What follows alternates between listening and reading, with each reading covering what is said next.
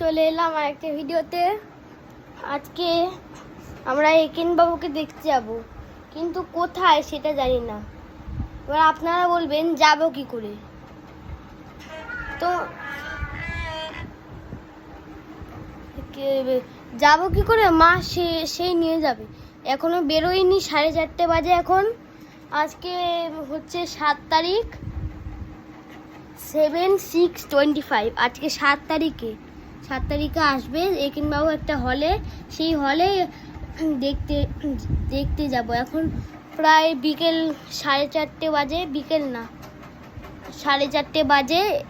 এক্ষুনি বেরোবো। আর একেনবাবু আসবে হচ্ছে 6:30টায়। তো গাইস, এবার যাত্রাটা শুরু করি। এখন এক্ষুনি রেডি হব, সেজন্য ভিডিওটা করে রাখলাম। গাইস, আমি আর মা চট করে রেডি হয়ে নিয়েছি, এবার বেরোবো। এবার বেরোই, চলো। আমার একটু ফোনটাকে ধরো তো। ঠিক আছে, বন্ধ করে দাও। দাঁড়ান, গেটটা খুলতে হবে তো।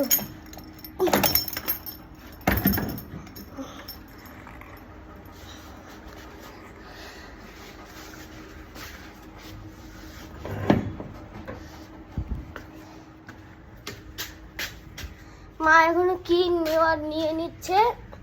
তো গাইস, এই দেখুন, এটা আমাদের জাম গাছ, সেই উপরে গেছে। ওই যে সেদিনকে দেখিয়েছিলাম না জাম গাছটা, সেটাই।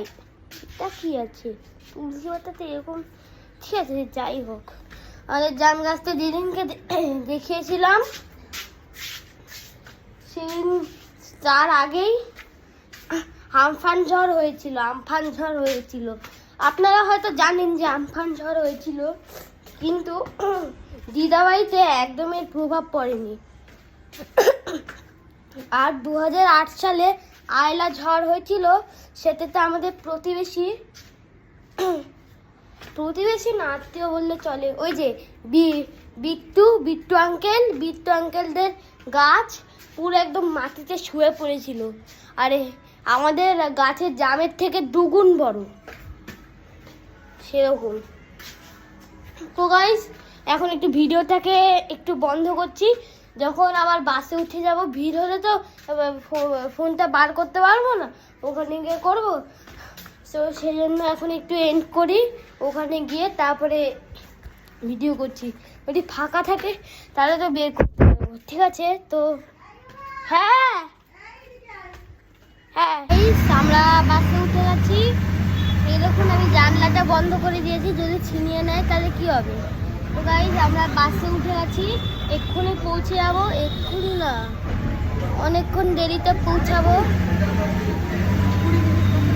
হ্যাঁ 20 মিনিট কম মনে হয়। ও গাইস, ওখানে গিয়ে তারপরে ভিডিও করবো। একেনবাবু এখনো আসেনি, এখন আসবে। বাবা, তখন ভিডিও করবো, দাঁড়ান। গাইস, একেনবাবু অনেকক্ষণ চলে এসেছে, আর অনেকজনের কথা। এবার হয়েছে কি, ওই শোটা আমি দেখতে যাব।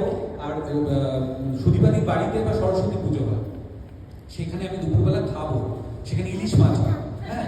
তো খিচুড়ি, ইলিশ মাছ, এটা খেয়ে আমি ওই নাটকটা দেখতে যাবো। সুদীপাদি অভিনয় করতে যাবে, আমি সাথে যাবো, এটা হচ্ছে প্ল্যান। তার ঠিক 3 দিন আগে আমার কাছে আমাকে সুদীপাদি বললো যে এই সম্পর্কে না অঞ্জন দত্ত ফোন করবে, এটা খুব দরকার আছে। আর কিছু বলেনি, বলে রেখে দিয়েছে। তার বাদে অঞ্জন দত্ত ফোন করলে, অনির্বাণ বলছো, হ্যাঁ শোনো, তুমি কি সেলসম্যানের সংসার নাটকটা দেখেছো? আমি বললাম না। তখন আমি বললো হ্যাঁ, এই তো সরস্বতী পুজোর দিন আছে, 3 দিন না 4 দিন বাকি তখন। তো ওই দিনকে আছে, ওই দিনকে আমি দেখতে যাবো। বললাম না, ওই দিনকে তুমি নাটকটা করো। মাইক কেড়ে নিয়ে, এটা এত মজার একটা গল্প। আরেকটা কথা, যেটা আমি চুলের গল্পটা জানতাম না, এই দিনকে সরস্বতী পুজোর দিনই কথা, ও একটু খেয়ে টেস্ট হয়ে আছে, অবভিয়াসলি কিছু না একটা শোটা করবে। তো খেয়ে ভাবছি যে একটু ঘুমিয়ে নেই, অসুবিধা নেই। আমার ঘরে কেউ ঘুমোচ্ছে, এবার আমরা বেরোবো সাথে অনির্বাণ চলো ওঠো।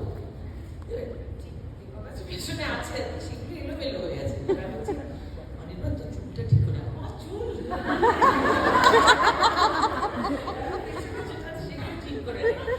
মানে যেটা আমি শেষ করবো সেটা হচ্ছে যে অনির্বাণ সম্পর্কে সবাই মানে খুব ভালো মানুষ, খুব ভালো অভিনেতা, সবটা সবাই জানে, মানে যারা আছে এখানে আমি কাছ থেকে দেখছি।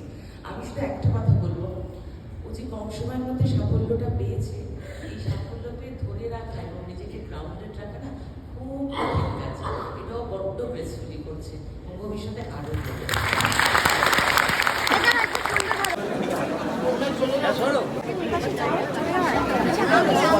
গাইস আমরা বাড়ি চলে এসেছি, এবারে ভিডিওটাকে এন্ড করছি, তো টাটা।